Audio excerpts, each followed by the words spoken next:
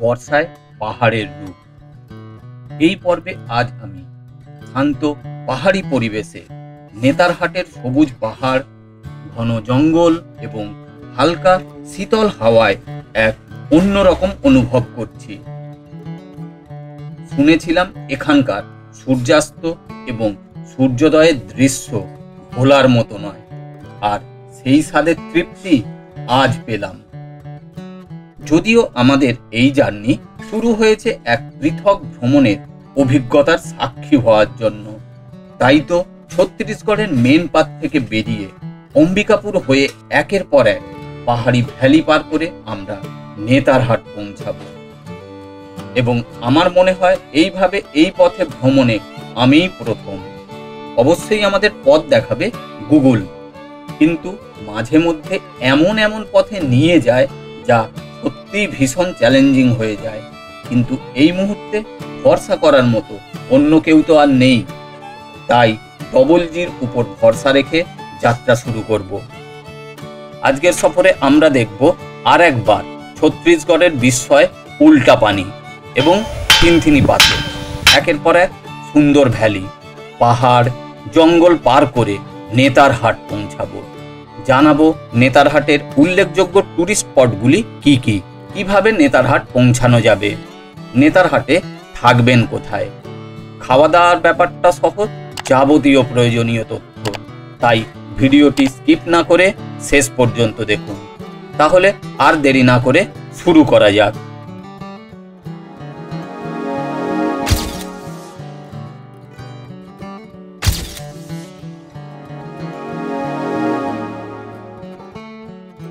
Good morning, আমি শোভন।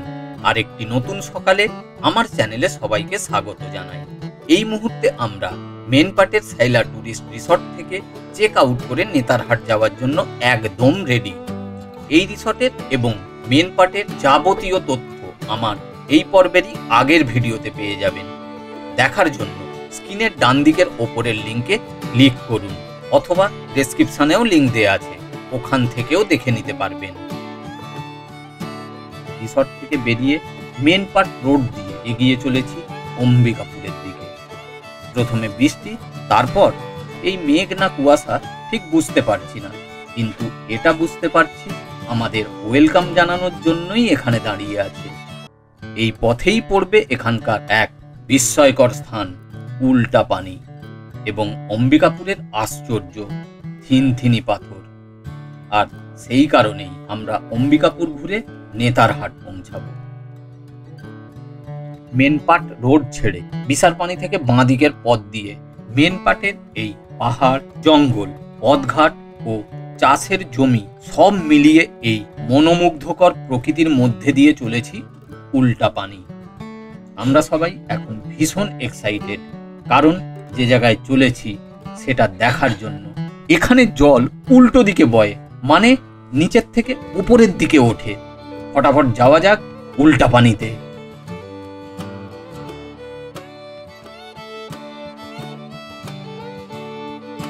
এই উল্টা পানি ছত্তিশগড়ের মেন পাটের একটি অদ্ভুত এবং আকর্ষণীয় পর্যটন স্থান। এখানে জল নিচের দিকে নামার পরিবর্তে ওপরের দিকে ওঠে, অর্থাৎ মাধ্যাকর্ষণের বিপরীত দিকে যায়।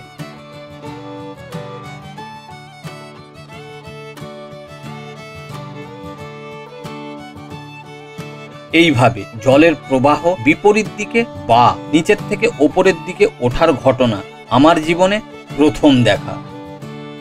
এই অদ্ভুত বৈচিত্র্যময় ঘটনা দেখে আমার মতো আপনারাও বিস্মিত হয়ে যাবেন। আসলে এই অদ্ভুত এবং অবিস্মরণীয় ঘটনাটি মেন পাটের অনন্য ভূমির কারণে ঘটে। এখানে ঢাল, কোণ এবং ভূমির গঠনের একটি নির্দিষ্ট সমন্বয় জলকে বিপরীত দিকে প্রবাহিত হতে বাধ্য করে।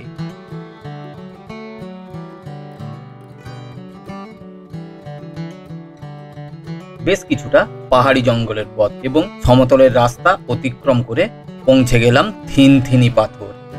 রাস্তার ধারে গাড়ি রেখে এগিয়ে চলেছি। সামনের এই বড় পাথরটি থিনথিনি পাথর। এবার বুঝুন তো এর আশ্চর্য ব্যাপারটা কি লাগছে আপনাদের।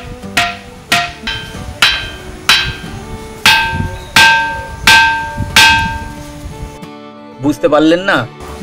তাহলে বলি, মন দিয়ে শুনুন। এই পাথরে যখন কোনো বস্তু দিয়ে আঘাত করা হয় তখন এটি ধাতব শব্দ উৎপন্ন করে, যেমন ঘণ্টা, ঢোল ছাড়াও অন্যান্য ধাতব শব্দ। পাথরটি প্রায় 200 কুইন্টাল ওজন এবং বেলনাকার আকারের। স্থানীয় লোকেরা বিশ্বাস করে যে ভগবান রামচন্দ্র বনবাসের সময় এই পাথরটিকে স্পর্শ করেছিলেন। এই রহস্যময় পাথরটি একটি বিস্ময়কর প্রাকৃতিক শিলা, যা তার অদ্ভুত শব্দ উৎপাদনের জন্য পরিচিত।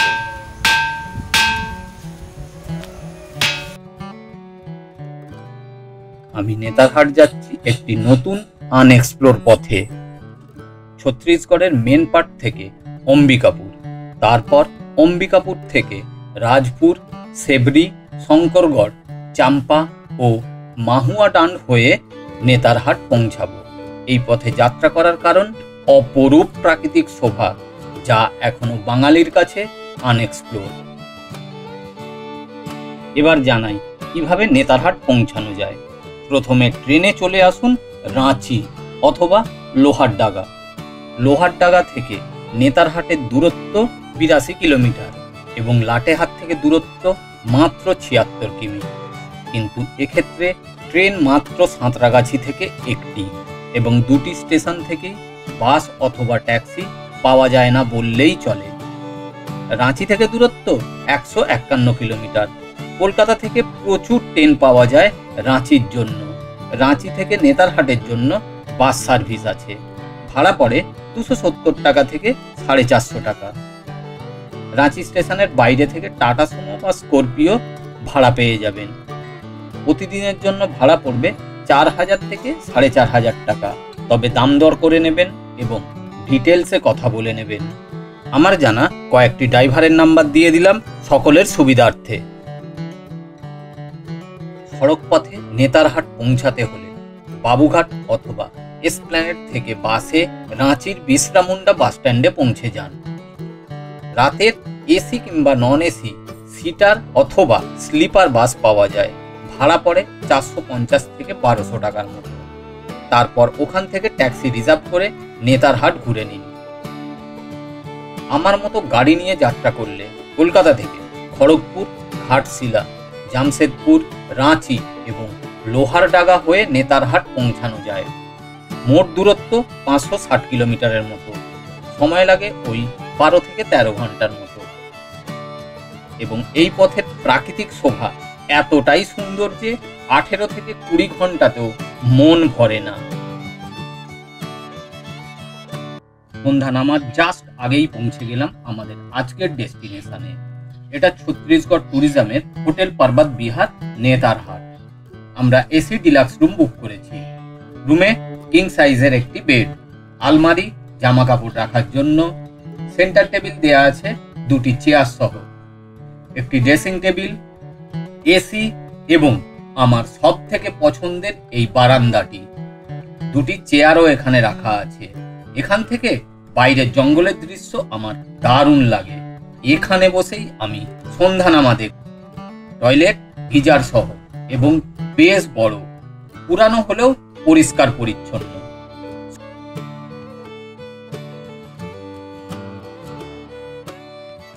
সন্ধ্যার পর একটু শুয়েছিলাম এবং ঘুমিয়ে পড়েছিলাম। এখন 9টা বাজে। এদেরই ক্যান্টিনে ডিনার করতে এসেছি। ডিনার চলছে।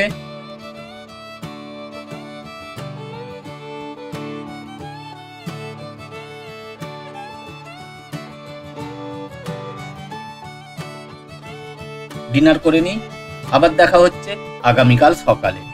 Good night.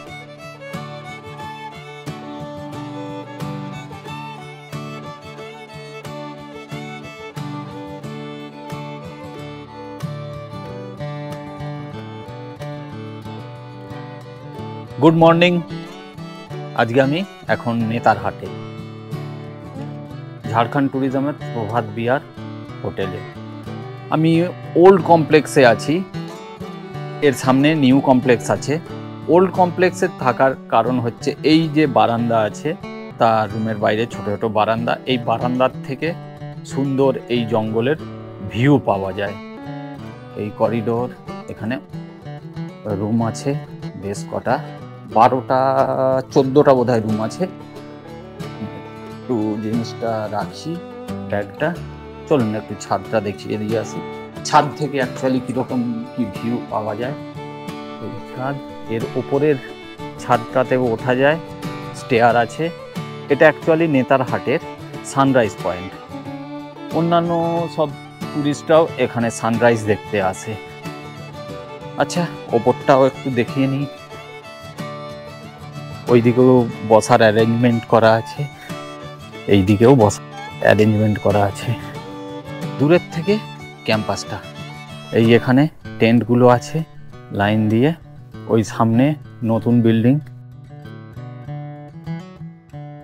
সাজানো গোছানো। যদিও এখন বর্ষাকালের জন্য একটু ঝোপঝাড় হয়ে গেছে, কিন্তু সুন্দর সাজানো গোছানো।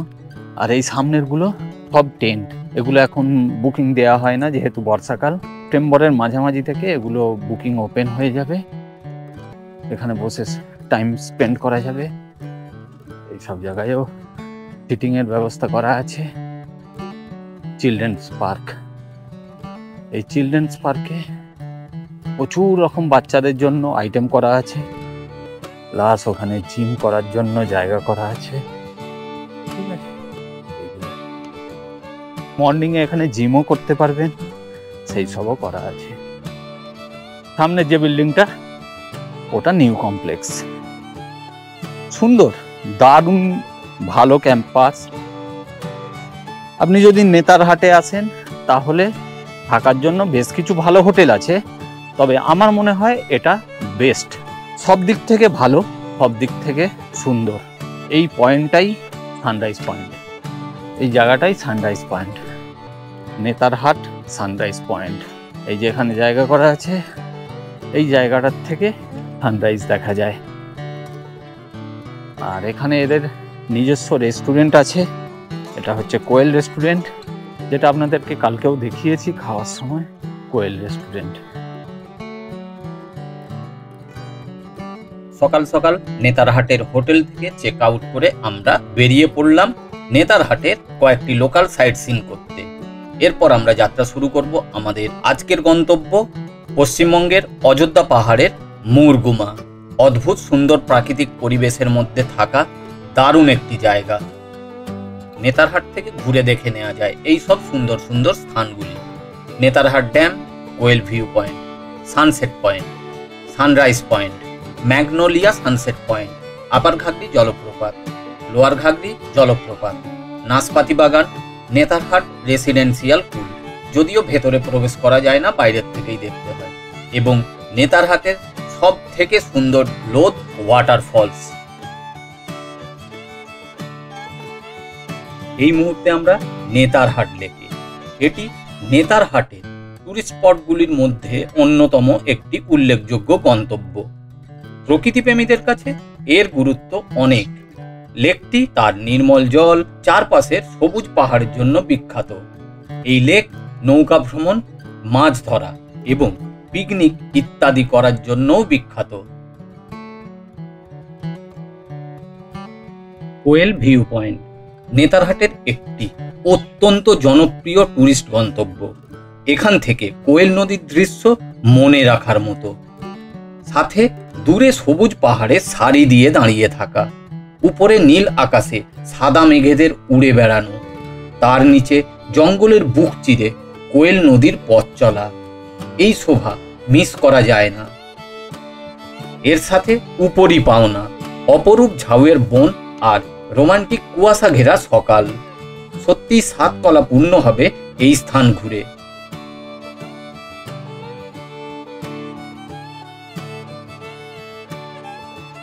তার সাথে গরম চায়ে চুমুক দিতে দিতে আহা, কি ব্যাখ্যা করব আর বলুন তো। ঝাড়খণ্ড ট্যুরিজম দারুণ একটি পার্ক বানাচ্ছে এখানে। এখনো যদিও ওপেন হয়নি, তবে কয়েকদিনের মধ্যেই এটি ওপেন হয়ে যাবে। কোয়েল ভিউ পয়েন্ট ঘুরে এবার আমরা এগিয়ে চলেছি লোয়ার ঘাগরি জলপ্রপাতের দিকে। মোরামের রাস্তা, আর রাস্তার দুই পাশে নাশপাতি বাগান।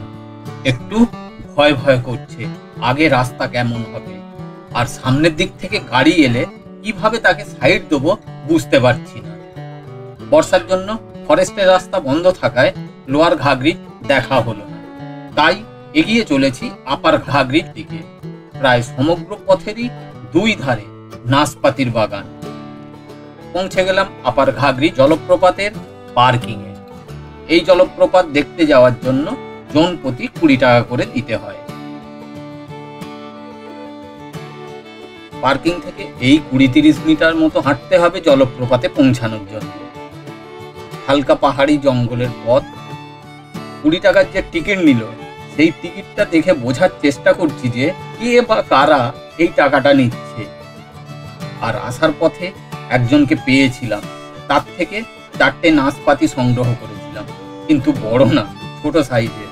2টো অলরেডি খেয়ে নিয়েছি, আর 3 নম্বরটা এখন খাচ্ছি বা খেতে খেতে আগাচ্ছি। সাথে প্রকৃতির এই দারুণ রূপ উপভোগ করছি।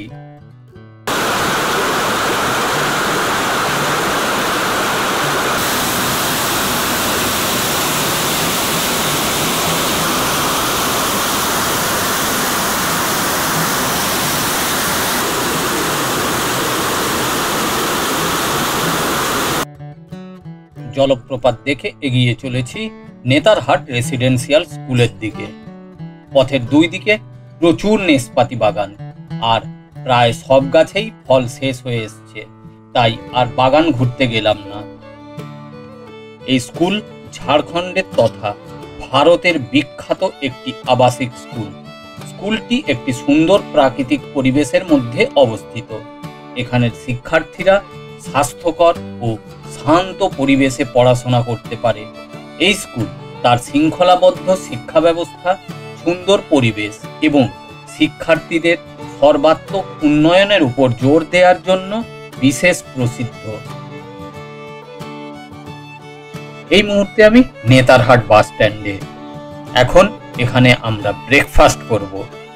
সব লোক এখানে ঘুরতে আসে, খেতে আসে, সন্ধ্যায় কিছুটা টাইম পাস করতে আসে, কেউ চা খেতে আসে।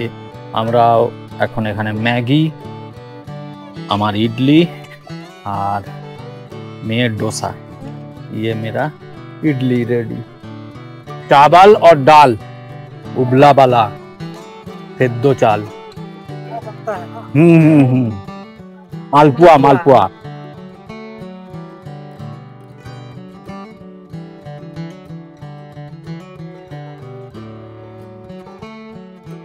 আজ তাহলে এই পর্যন্তই।